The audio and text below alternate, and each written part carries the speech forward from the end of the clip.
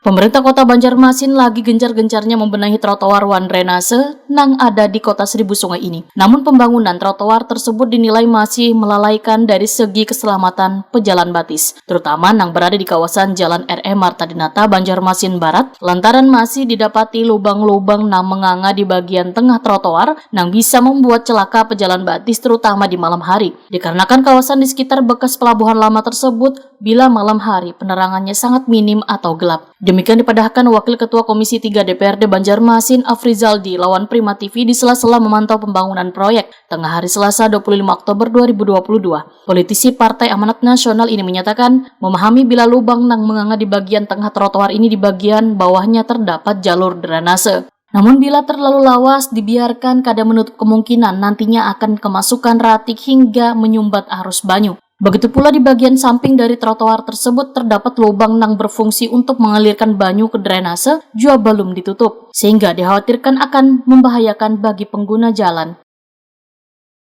Nah,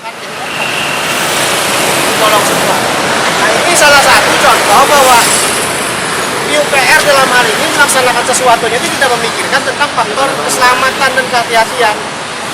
Jadi ini perlu pengawasan yang detail dan perlu pengawasan yang benar-benar intensif oleh pihak PUPR sendiri. Jangan sampai nantinya hal-hal seperti ini justru membahayakan masyarakat, bukan cuma pekerja tapi juga masyarakat.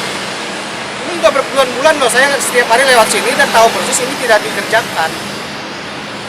Dan jadi pertanyaan kontraknya seperti apa, uangnya di mana, kenapa ini tidak selesai, kan harus ada jawaban sebenarnya.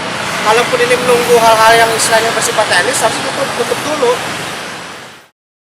Afrizaldi menyatakan pembangunan untuk jalan bagi disabilitas di trotoar Jalan R.E. Marta Dinata ini pun dinilai asal-asalan karena penempatannya kadang memperhatikan penggunanya. Semestinya instansi terkait harus lebih teliti wanjeli dalam membangun jalan di atas trotoar yang nantinya akan dipergunakan oleh disabilitas ini. Karena jalan tersebut, ujar Afrizaldi, merupakan salah satu fasilitas yang masuk dalam peraturan daerah sehingga harus memberikan rasa kenyamanan dan keamanan bagi penggunanya.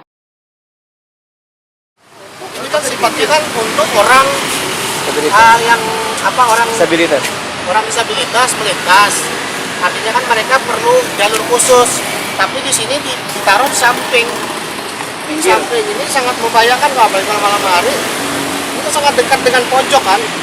Harusnya posisinya tengah-tengah. Afrizaldi berharap pengerjaan trotoar ini secepatnya dituntaskan agar kada membahayakan bagi warga yang melintas di kawasan tersebut.